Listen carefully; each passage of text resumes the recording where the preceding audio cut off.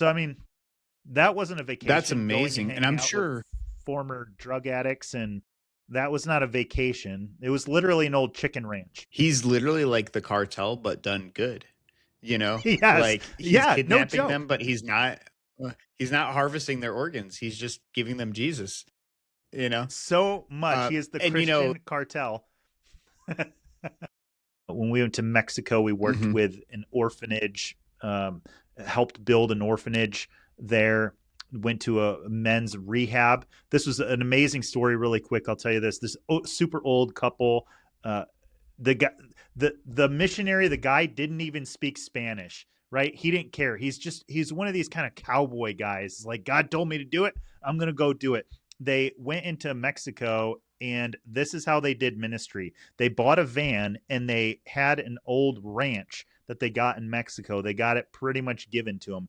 And they would drive around town and find drunks and people passed out in the street, and they would literally kidnap them. They would throw them into a van. They drive them to this ranch that they had, and they had a nice, really kind of cool community there. They said, "Listen, you can stay with us on this ranch for 3 weeks, sober up, get your life right, and after 3 weeks, you have a decision.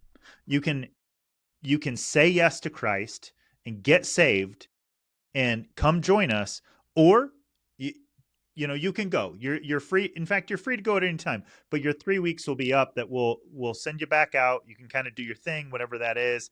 And so people will be like, "Why wouldn't I give my life to Christ?" Like, because they're seeing the lives of the people around, like how much God's changed them through prayer. So almost everyone was like, "This is an amazing deal. I get Christ. I get community. I get to feel like I'm worth something. I get off these drugs and alcohol."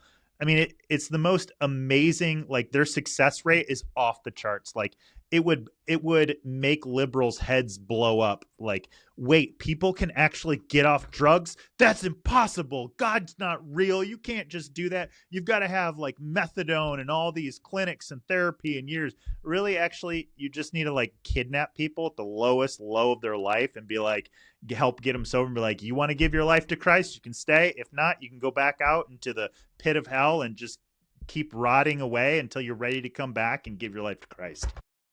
Success rate is off the chart. So, I mean, that wasn't a that's vacation, going and amazing. And hanging I'm out with sure former drug addicts, and that was not a vacation. It was literally an old chicken ranch. he's literally like the cartel, but done good.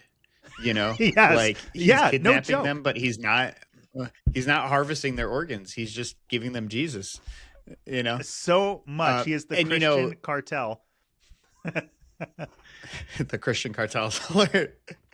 And the funny thing is in the back of my mind, I was thinking of like the liberal argument, like, well, you're only giving them this stuff because you're trying to preach the gospel, right? But this makes me think about the only reason that we have hospitals, the only reason that we have charity in this country is because people want to preach the gospel, right? And then you look at the efficiency of a Christian ministry versus the inefficiency of the government, right?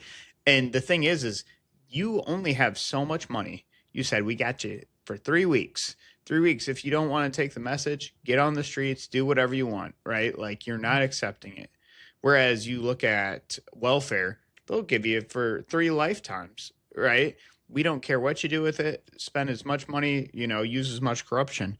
So the wild thing is even that thought occurred in my head, like, you're paying people to be Christian, right?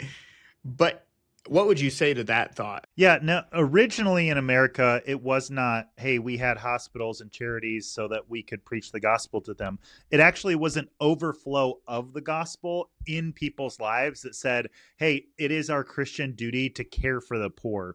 And that is what a Christian society does, is they care for everyone in that society. But we've opted, instead of Christianity, we've opted for secularism. And so we've exported the Christian charity into the government. And now any Christian charity actually has to compete with a government that has an endless money printer. So there has to be another motivation for current Christians to say, why would I feed the poor when the government is flooding the poor with all kinds of money? Well, no, there is actually another motive, and it is because we will go out of our way to try to fundraise to feed the poor when the government has an unlimited money printer, and we'll spend all this time and energy to do something actually better than the government when they have an unlimited amount of resources. We have a very finite amount of resources because we believe in eternal reality. And actually, as much as we care about them being fed or them being clothed or them getting off of drugs, we also care about their eternal well-being. And there's something about sharing the gospel with people at their lowest place in life.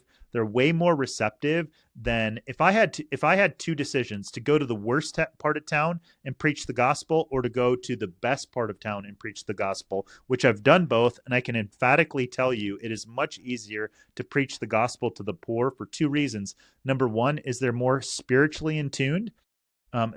They just have a belief in a faith system because their life depends on it. Where if you go into the wealthier neighborhoods, it's like, I don't have to believe in anything. I don't have to have a faith in anything because I'm self-sufficient. I don't need Mhm. anything outside of myself, which obviously is a very like short-sighted perspective. So when you go into the poor parts of town, you actually find that they're far more receptive to the gospel because there is something about being spiritually hungry and spiritually needy, and that draws you into a relationship with Christ. Thank you so much for watching the clip. Please support us for free by making sure to comment your opinion, subscribe, and if you'd like to watch the full podcast, check us out on YouTube, Rumble, Facebook, wherever we have it posted. You have a good day and God bless you. Remember John 3:16.